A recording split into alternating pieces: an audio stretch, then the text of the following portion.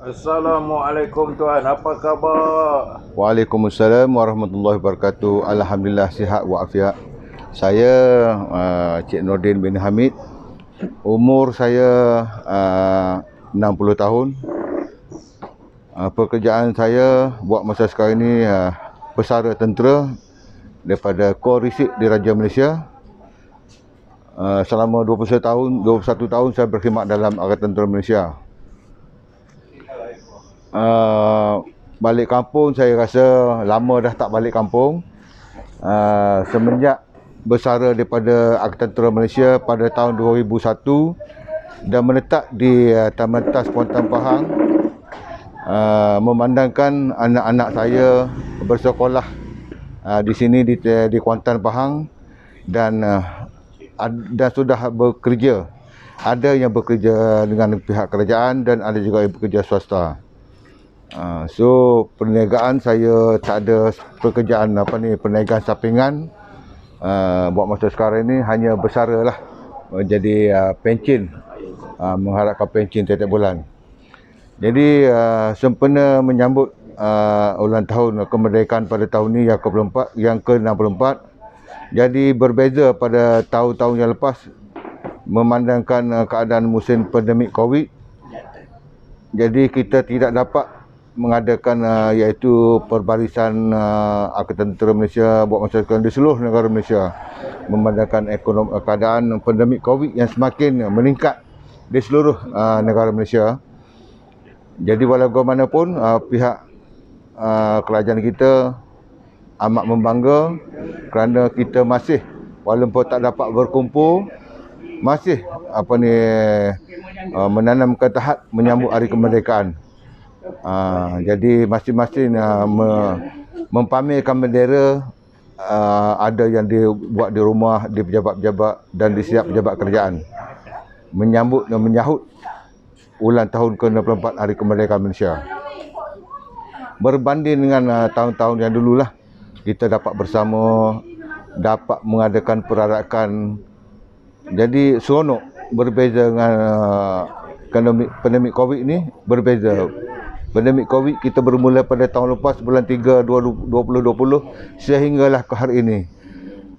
Jadi macam mana pun pihak kerajaan dapat menangani COVID dengan mengadakan cucuk vaksin oleh pihak kerajaan yang dirancang oleh pihak kerajaan ni, vaksin yang dicucuk oleh semua setiap rakyat Malaysia. Jadi saya mengucapkan ucapan tahniah kepada Perdana Menteri ke-9 iaitu Datuk Seri Ismail Sobri bin Yaakob daripada Parti Majlis Tertinggi UMNO sebagai naib Presiden UMNO, dilantik sebagai PM ke-9. Sebelum tu dilantik sebagai Timbalan Menteri semasa Perdana Menteri Tan Sri Muhyiddin Yassin. Saya mengucapkan beribuan terima kasih kepada Perdana Menteri kita, orang Pahang, kelahiran di Bera. Mengikut asal silah Perdana Menteri kita ni, keluarga dia berasal daripada Kelantan. Arwah Yaakob ini berasal dari Kelantan dan menziarah ke Pahang, teroka tanah dulu-dululah. Mana di Pahang ni dia teroka, banyakkan orang luar, bukan rakyat tempatan. Jadi di situlah Ismail Sobri dilahirkan di Bera. Jadi tak salah saya, umur Perdana Menteri kita ni 61 tahun. Datuk Seri Ismail Sobri umur dia 61 tahun. Mana beza dia umur setahun pada saya lah. Jadi untuk PKP ni, untuk tahun ni, untuk akan datang lah, saya harap PKP akan datang menjelang 2022, tak lama lagi, ada perubahan. So sekarang ni pun kita dah nampak walaupun mana pun peningkatan status COVID ni turun naik, tapi insya-Allah akan datang pada tahun 2022 ini akan semakin menurun. InsyaAllah kita sama-sama berdoa semoga rakyat kita Malaysia hidup harmoni dengan aman damai seperti yang tahun lepas-lepas. Jadi untuk perancangan tahun 5 tahun akan datang ni, saya rasa mungkin negara Malaysia kita ni dapat, orang kata, dalam keadaan stabil, keadaan ekonomi pun mungkin akan pulih 5 tahun akan datang. Diizinkan kalau saya panjang umur lagi ke dilanjutkan umur, kita dapat merasalah walaupun umur kita dah meningkat sekarang ni, kita dapat tahu mana ada perubahan akan datang ni, 5 tahun akan datang ada perubahan. Kemungkinan ekonomi kita akan naik balik mengatasi negara-negara Asia yang lain. Jadi Boleh ceritakan sikit bagaimana boleh bekerja beruniform? okey. Saya memasuki bidang Angkatan Tentera Malaysia ni, saya pun tak disangka-sangka boleh menjadi sebagai seorang anggota tentera. Mula berkhidmat pada tahun 24 Jun tahun 1980. 24 Jun tahun 1980. Masa tu saya menjalani latihan ketenteraan di Port Dickson. Masa tu memang tahun 80-an ni masih rumah kayu lagi, agak tenat dan memang orang kata berbeza dengan sekarang ni. Jadi secara tak langsung saya pun nak kata minat tak minat, tapi rezeki Allah Ta'ala bawa saya jadi masuk dalam tentera. Jadi sebelum saya memasuki dalam Kor Risik di Raja Malaysia ni, sebelum pada tu setelah tamat latihan pada tahun 1980, tak salah saya bulan April, saya dihantar ke unit 7 Melayu Kuala Kubu Baru, Selangor. Dan di situ saya menjalani latihan di unit selama latihan, dia panggil latihan batalion selama 2 bulan. Jadi saya di masa unit yang lama saya di 7 Regimen Askar Melayu Diraja semasa tu tahun 80 di Kuala Kubu Baru, Selangor.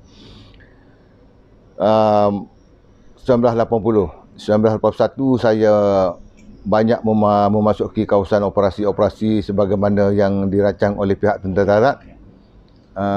Peringkat pertama operasi di Gobe, operasi di banyak tempat lah operasi semasa tu, masa Regimen Askar Melayu Diraja.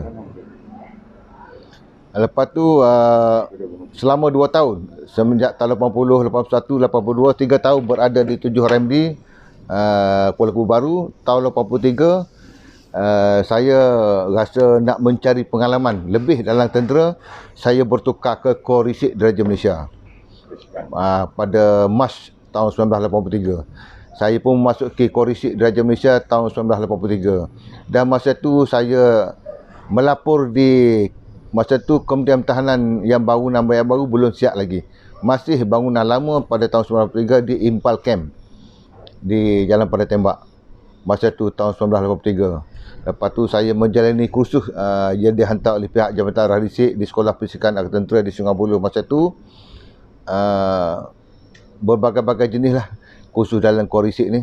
Dia kursus risik tempur kelas 1, risik tempur kelas 2. Lepas tu dia pergi ke risik balas kelas 1, risik balas kelas 2, kursus gerak sarah kelas 1, gerak sarah kelas 2, dan juga diadakan kursus strategik kelas 1 dan kelas 2. Itu sebagaimana yang dianjur oleh pihak Jabatan Arah Risik lah.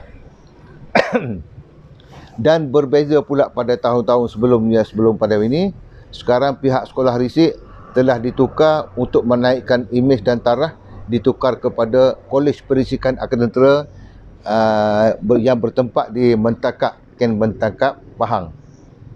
Jadi pihak Jabatan Arah Risik dan juga pihak Kapitanan untuk menaik taraf setaraf dengan pihak awam. Jadi daripada sekolah risik menaikkan tahap diploma.